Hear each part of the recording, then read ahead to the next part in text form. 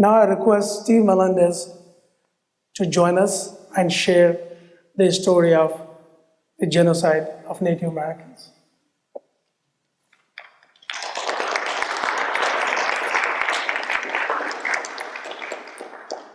Thank you, Steve.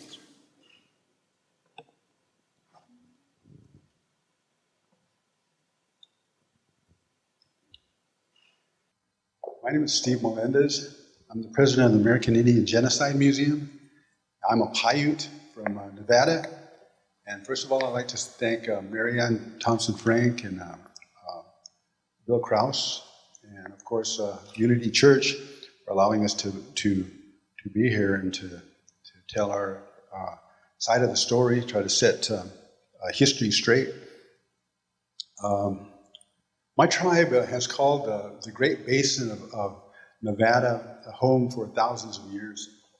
And one of the first accounts of encounters between the whites and Indians out in Nevada was by a trapper. His name was Joe Meek. And Joe Meek was kind of a famous trapper because he was one of the men who discovered Yellowstone Park. And when he came out to Nevada with a party of trappers, the first thing he did was he saw a Shoshone Indian. So Joe Meek shot this Shoshone Indian, and one of the other trappers said, "Well, why did you do that?" And Joe Meek says, "Well," he said, "it was only a hint to keep the Indians from stealing our traps." And Wyeth asked him, "Well, had he stolen any?" And Joe Meek said, "No, but he looked like he was going to." He looked like he was going to. When I first read that, I figured that was an anomaly. Because people don't just kill other people because they look like they're going to steal something. I mean, we have people today that we call them sociopaths. They don't have a conscience. So I figured, well, you know, that's the exception to the rule. You know, sociopaths, you don't find many of those people who do not have a conscience. So, you know, you just, you kind of don't believe, you know, that's the rule of the day, that people just shoot other people for no reason. I mean, because he looked like he was going to steal something. Now, Sarah Winnemucca also recorded another strange incident out in Nevada, my home state. She was she was the daughter of Chief Winnemucca.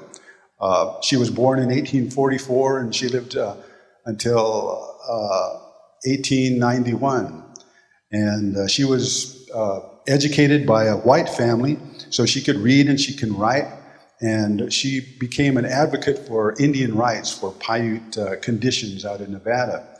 And she wrote about how the cavalry dealt with the Indians when they first came to Nevada.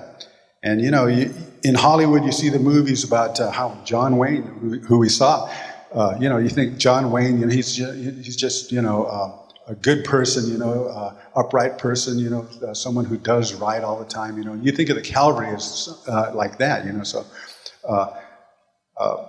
Sarah Winnemucca recorded what the cavalry did to our Paiute people out in Nevada. And I thought this was kind of strange too, like Joe Meek shooting the Indian just because he looked like he was going to steal something. She said, "The soldiers rode up to their encampment and fired into it and killed almost all the people that were there. Oh, the fearful thing to tell. But it must be told. Yes, it must be told by me. It was all old men, women, and children that were killed. For my father had all the young men with him at the sink of the Carson on a hunting excursion. Or they would have been killed too. After the soldiers had killed all but some of the little children and babies still tied up in their baskets, the soldiers took them also and set the camp on fire and threw them into the flames to see them burn alive. I had my baby brother killed there. My sister jumped on my father's best horse and ran away. As she ran, the soldiers ran after her. But thanks be to the good Father in the spirit land, she got away. This almost killed my poor papa. Yet my people kept peaceful. What Sarah Winnemucca did not know at the time was that this type of thing was happening all across the country. You have heard of the Cherokee Trail of Tears and the Indian Removal Act of 1830, how some groups were made to leave their homelands in the middle of winter. Our tribe endured almost the same thing. Now, Sarah Winnemucca, she also wrote about that, because the Paiutes had their own Trail of Tears.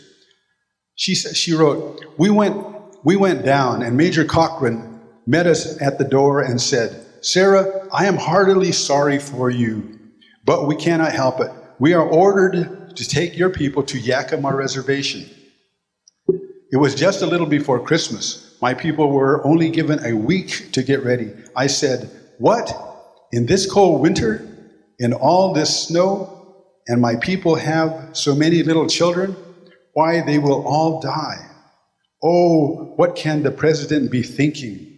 Oh, tell me, what is he? Is he a man or a beast? Yes, he must be a beast. If he has no feelings for my people, surely he ought to have some for the soldiers.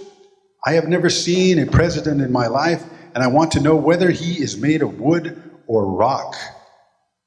For I cannot for once think that he can be a human being. No human being would do such a thing as that. Send people across the fearful mountains in midwinter. I could not think of anything that could be so inhumane as to do such a thing. Send people across the mountains with snow so deep. She said, we traveled all day. It snowed all day long. We camped, and that night, a woman became a mother.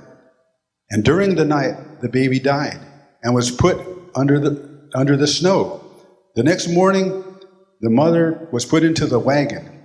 She was almost dead. We went into camp. That night, she was gone. That night, she too was gone and left beside the roadside, her poor body not even covered by the snow.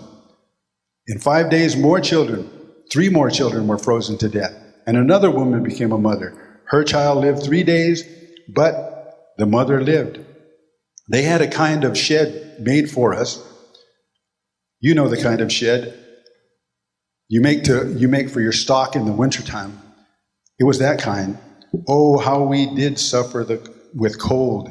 There was no wood, and the snow was waist deep, and many died off, just as cattle and horses do after traveling so long in the cold. This was from Sarah Winnemucca's book, Life Among the Paiutes. So the Paiutes had their own Trail of Tears too, how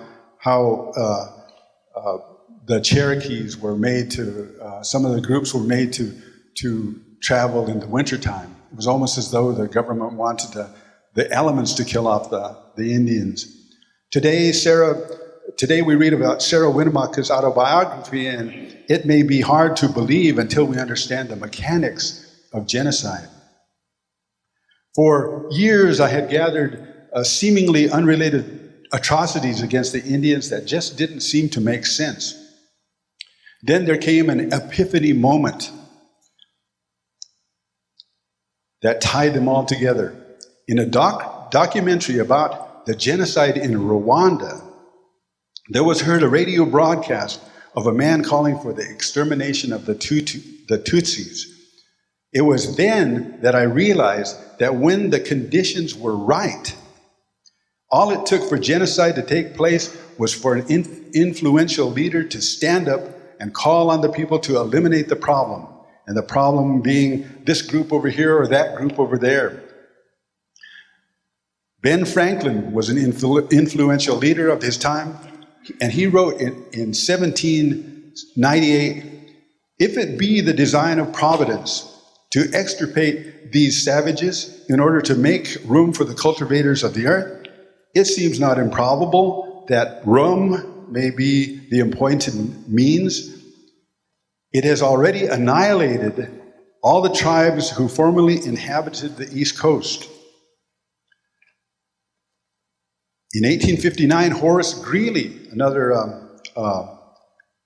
editor, wrote, "A weak sentimentalism may be horrified at the slaughter of the Indians as you would slaughter wolves, but the strong-hearted, clear-headed philanthropist will say that a general slaughter for the clearly expressed purpose of getting the friendless red men out of the way is preferable to the system of slow-hearted breakage and long-drawn torments now practiced.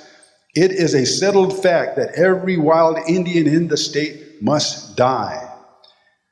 And the question is whether it were better that he be shot at once or tortured through half a dozen years by rum, disease, bereavement of all his relatives and friends, and then finally shot because he has committed some outrage. If I were an Indian, I should prefer to be shot at once. I should enter a strong protest against this violation of my natural right." That was Horace Greeley who wrote that.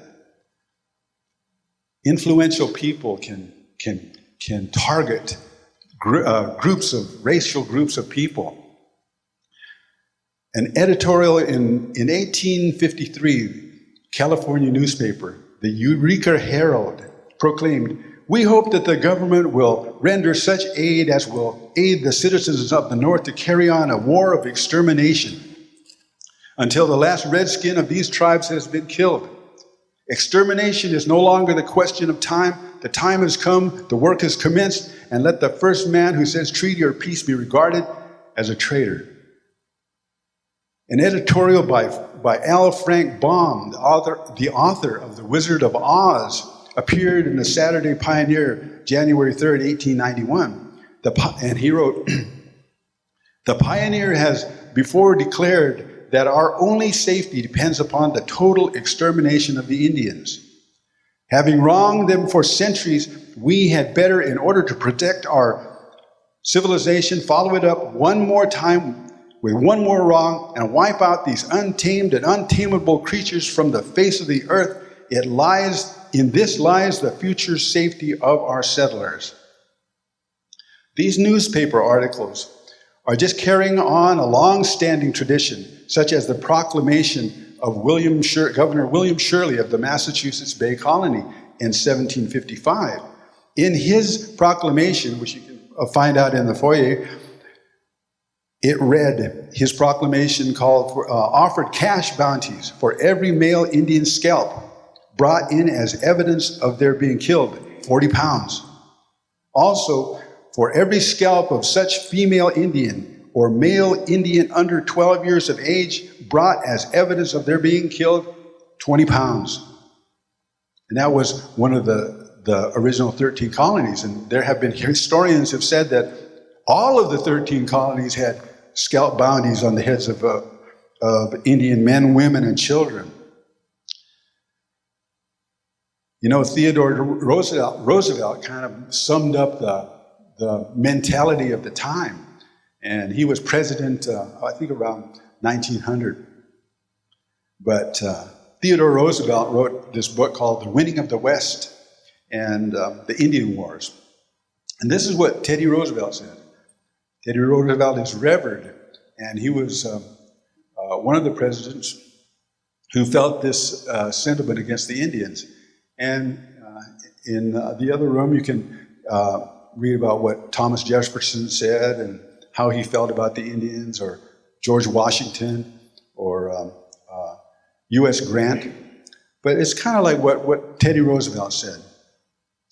And what Teddy Roosevelt wrote, he said, the most ultimately righteous of all wars is a war with savages. He says, though it is apt to be also the most terrible and inhumane, the rude, fierce settler who drives the savage from the land, lays all civilized mankind under a debt to him. American and Indian, Boer and Zulu, Cossack and Tartar, New Zealander and Maori, in each case, the victor, horrible though many of his deeds are, has laid deep the foundations for the future greatness of a mighty people. The consequences of struggles for territories between civilized nations seem small by comparison. Looked at from the standpoint of the ages, it is of little moment whether Lorraine is part of Germany or France, whether the northern Adriatic cities pay homage to the Australian Kaiser or Italian king. But it is of incalculable importance that America, Australia, and Siberia should pass out of the hands of their red, black, and yellow Aboriginal owners and become the heritage of the dominant world races. Teddy Roosevelt. You know, Adolf Hitler, we saw excerpts of the Holocaust, the Jewish Holocaust. Now, Adolf Hitler once wrote from his table talks. Adolf Hitler thought he was such a great person that he was like Richard Nixon, who recorded all of his conversations in the White House. Now, Hitler had an officer off to the side of the room during his after-dinner conversations with his hierarchy, and they took down his conversations in shorthand. And this is what he wrote. This from Hitler's table talk. He says, "As for the natives, we will have to screen them carefully. The Jew, that destroyer, we shall drive out. There is only one duty, to Germanize this country with the immigration of Germans and to look upon the natives as redskins. If these people are defeated, heaven have mercy. But we don't hate them.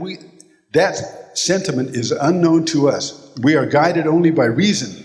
They, on the other hand, have an inferiority complex. They have a real hatred towards the conquerors whose crushing superiority they can feel. The intelligentsia, we have too many of them at home. All those who have the feeling for Europe can join in our work. In this business, I shall go straight ahead, cold-bloodedly. What they may think about me at this juncture is to me a matter of complete indifference. I don't see why a German who eats a piece of bread should torment himself with the idea that the soil that produced this bread has been won by the sword. When we eat wheat from Canada, we don't think about the despoiled Indians. The precept that it's men's duty to love one another is theory, and the Christians are the last to practice it. Hitler also said, I am standing guard against the Jew. I am defending the handiwork of the Lord. Adolf Hitler. Now, in conclusion, I want to bring all this home to, we've talked about Nevada and we talked about Massachusetts Bay, but I want to bring it home to Texas. Now, Texas, in 1823, Stephen F. Austin brought 300 families to the Gulf Coast, near Matagorda Bay in Houston, around that area. And he writes of his first encounter with the Indians, and he wrote of, in his journals, he said that they parted apparently good friends. But then he says, these Indians and the Karankawas may be called the universal enemies of man. The approach of an American population will be the signal of their extermination, for there will be no way of subduing them but for extermination. 5 years later, in 1828, Mexican General Terán wrote of the Karankawas. He says that since the North Americans understand war with the savages better than do our Mexicans, they dealt the Indians swift punishment, striking back 10 times for every blow that they received. He said if an Indian killed a settler, a large party of settlers would set out to hunt down and to kill 10 of the tribe of any age or sex. He says by such behavior they have reduced the tribe of the Karankawas such that no one speaks of it today because it seems to have been exterminated. Historian W.W. Newcomb sheds more light on the fate of the Karankawas. He said the colonists defeated the Indians completely. They were driven to Matagorda Bay, some even into the bay where they drowned. About half the Cocos and the Carancos were killed. 4 years later, in 1832, about the time that Joe Meek was shooting the Shoshone Indian out in Nevada, this visitor to the Austin colony wrote, "Shooting down red men wherever they were found was the order of the day." John Joel Glanton, a settler of Stephen F. Austin's colony, was said to be the owner of a mule load of Indian scalps. These bounty hunters were making a profit on Indian body parts to the tune of $200 for the scalp of an Indian adult male and $100 for the scalps of women and children with the ears on. When Maribel Lamar declared an extermination war against the Indians in his 1838 inaugural address, extermination in Texas had been ongoing for 15 years. Now, you may say, well, why is it important that we remember our history? Well, we have to realize that genocide takes place when racism and prejudice and bigotry and injustice and intolerance are allowed to grow. Then all it takes is a leader, such as Hitler or such as anyone, to step up and said, you know what we need now, just like in Rwanda, the guy on the radio who was calling for the extermination of the Tutus, that people will do the bidding of the leader. And it happens over and over again in history. So why is it important for us to speak out and remember the genocide of the American Indians? Because we have a National Football League team in our nation's capital called the Washington Redskins.